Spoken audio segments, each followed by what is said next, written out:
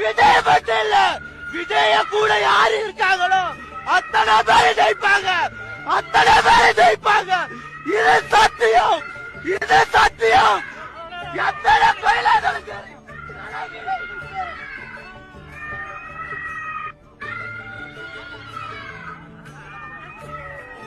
ஜெயிப்பாரு.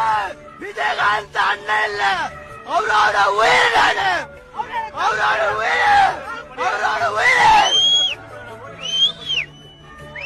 கண்டிப்பா ஜெயிப்பாரு, ஜெயிப்பாரு, ஜெயிப்பாரு, ஜெயிப்பாரு. 2026 ஜெயிப்பாரு தளபதி.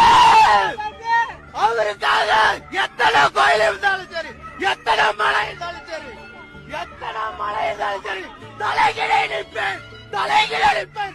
நீ 1 லிட்டர் டப்பா வச்சாலும் தலைகளை நிற்பேன், கண்ணாடி பாட்டில் வச்சாலும். இப்போது பாருங்கள். பாத்தீங்களா, ஒரு 20-25 வயசுக்குள்ள இருக்கிற ஒரு இளைஞர் தான் இந்த வேலையை பண்றாரு. அதாவது தலைகீழா நிப்பேன், கண்ணாடி வச்சாலும் நிப்பேன், டப்பா வச்சாலும் நிப்பேன், எதை வச்சாலும் நிப்பேன், தலைகீழா நிப்பேங்கிறாரு. விஜய் மட்டும் இல்ல, விஜய் கூட இருக்கிறவங்க அத்தனை பேரும் வெற்றி பெற்றாகணும் அப்படின்னு சொல்றாரு. விஜய்க்கு என் உயிரையே கொடுப்பேன். அவர் பேசக்கூடிய அந்த வெறித்தனம் எப்படி கத்துறாரு பார்த்தீங்களா? இது வரைக்கும் எத்தனையோ அரசியல் கட்சிகளை நம்ம பார்த்துருக்குறோம், நூற்றுக்கணக்கான அரசியல் கட்சிகளை நம்ம பார்த்துருக்குறோம், எத்தனையோ தேர்தல்களை நம்ம பார்த்துருக்குறோம். ஒரு அரசியல்வாதியாவது இந்த மாதிரி நடந்துக்கிட்டு நம்ம பார்த்துருக்குறோமா? இப்படி பண்ணனா எல்லா அரசியல்வாதிக உண்மையிலேயே மக்களுக்காக உழைக்கிறவங்க என்ன நினைப்பாங்கன்னா, இது நமக்கு அவமானம், அசிங்கம், ஒரு நாகரிகத்தை கடைபிடிப்பாங்க. ஆனா இந்த தம்பி தலையில நின்றுட்டு வெறித்தனமா கத்துறான். அதை சுத்தி நின்று ஒரு கோமாளியை போல, சர்க்கஸ்ல காட்டுற கோமாளியை போல எல்லாம் விசில் அடிச்சு அதை வந்துட்டு கேமரா எடுத்து எல்லாம் படம் பிடிச்சிட்டு இருக்காங்க. இவங்களுக்கு கொஞ்சம் கூட ஒரு அக்கறைன்றது இல்லை. எதுக்காக இப்படி பண்ணாதடா, இது தப்புடா அப்படின்னு சொல்லக்கூடிய அறிவு அங்க சுத்தி நிக்கிறவங்களுக்கு ஒருத்தர் கூட இல்லை, படம் பிடிக்கிறவங்களுக்கும் இல்லை. சரி, எப்படி இப்படி ஒரு கல்ட் மனப்பான்மை உள்ள கூட்டம் உருவானது?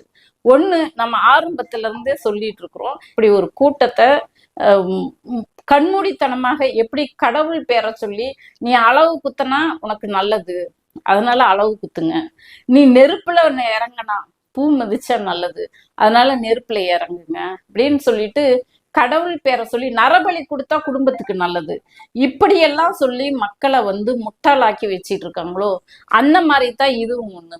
இந்த நடிகன் எதை சொன்னாலும் விஷத்தை கொடுத்தாலும் குடிக்கக்கூடியவங்களா தான் இவங்க இருக்காங்க, இந்த மனப்பான்மை உள்ளவங்க. அதனால தான் அந்த நடிகன் எவ்வளவு தப்பு பண்ணாலும் அதுக்கெல்லாம் இவங்கெல்லாம் தர்க்கம் பண்ணிக்கிட்டு அதை நியாயப்படுத்திக்கிட்டு என்ன பண்ணனாலும், எத்தனை உயிரை எடுத்தாலும் அதை நியாயப்படுத்திக்கிட்டு இருக்கிறதுக்கு காரணம் இந்த கல்ட்டு மனப்பான்மை தான்.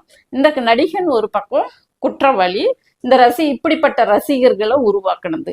இன்னொரு பக்கம் இந்த கல்ட்டு மனப்பான்மையை ஆமோதிச்சுக்கிட்டு வீட்டுக்குள்ள வச்சு சின்னதுல இருந்து பிள்ளைங்களை எப்படி நல்வழிப்படுத்தணும், நல்லொழுக்கத்தை சொல்லி கொடுக்காம வளர்த்த பெற்றோர்கள். அந்த நல்லொழுக்கத்தை சொல்லி கொடுக்காம வளர்த்ததுனால இப்ப ஒரு வயசுக்கு மீறி போனதுக்கு அப்புறம் பெற்றோர்களை மீறி நடப்பாங்க. இந்த மனப்பான்மை உள்ள இளைஞர்கள், பசங்க, பெண்கள் எல்லாம் இன்னைக்கு பெண்கள்லாம் வெளியே பேசுறாங்க. என்ன சொல்லி, என் புருஷனை விட விஜய் எனக்கு பிடிக்கும், எங்க வீட்டுல 9 பேர் இருக்கிறாங்க, 9 பேரும் விஜய்க்கு ஓட்டு போடலன்னா விஷம் வச்சு கொன்னுருவேன், நான் உனக்கு பொண்டாட்டியா கூட வரேன், என்ன இந்த கூட்டத்துக்கு வரத்துக்காக நான் இப்பதான் கரு உருவாகி இருக்குது, என் கரு போனாலும் பரவாயில்ல, அண்ணனை பார்த்தா போதும், வேலையை விட்டுட்டு வந்துட்டேன், இப்படி எல்லாம் சொன்ன கூட்டங்களை பாக்குறோம். இப்போ நம்ம வீட்டுல ஒரு பிள்ளை அப்படி பேசினதுன்னா இது தப்பு, அப்படி பேசுறதுன்னு சொல்லி நம்ம கண்டிச்சு வளர்த்துவோம். உனக்கு படிப்பு தான் முக்கியம், உனக்கு வாழ்க்கை, நீ வேலைக்கு போ, அதுதான் உனக்கு முக்கியம் அப்படின்னு சொல்லிட்டு நம்ம கண்டிச்சு வளர்த்துவோம். ஆனா இப்போ இதுங்களை வந்து யாருமே கட்டுப்படுத்த முடியல. முன்னெல்லாம் பெண்கள் வந்து அப்பா அம்மாவுக்கு கட்டுப்பட்டோ அண்ணன் தம்பிக்கு கட்டுப்பட்டோ இருந்தாங்க. ஆனா இந்த கல்ட் மனப்பான்மை உள்ள பெண்கள் கூட யாருக்கும் கட்டுப்படாதவங்கள, முன்னெல்லாம் ஆண்கள் வந்து தலைமையேற்று நடத்துபவர்களாக இருந்தாங்க. இன்னைக்கு வந்து அந்த ஆண்கள் வந்து அந்த தலைமை பண்புல இருந்து கீழே இறங்கிட்டாங்களோ போயிட்டாங்களோ அப்படின்னு தோணுது இந்த பெண்கள் பேசும்போதெல்லாம் பார்த்து. ஆனா யாருக்கும் கட்டுப்படாதவங்களா இருக்காங்க இந்த ரசிக மனப்பான்மை உள்ளவங்க.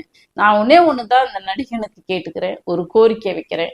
இந்த கவுண்டிங் வரத்துக்குள்ள யாரும் இந்த மாதிரி அசாதாரணமான அந்த தற்கொலை முடிவுலையோ அல்லது வெற்றியோ தோல்வியோ ஏத்துக்கக்கூடிய மனநிலைக்கு வாங்க என்று அவங்களுக்கு வந்து ஒரு ஆலோசனை சொல்லி ஒரு வீடியோ போட்டு ஒரு அறிக்கை விடுங்க.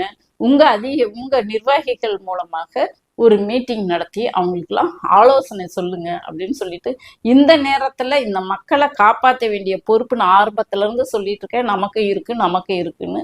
அதனால மீண்டும் சொல்றேன், ஒரு வீடியோ உங்க கட்சியின் மூலமா ஏதோ ஒரு நடவடிக்கை எடுங்க.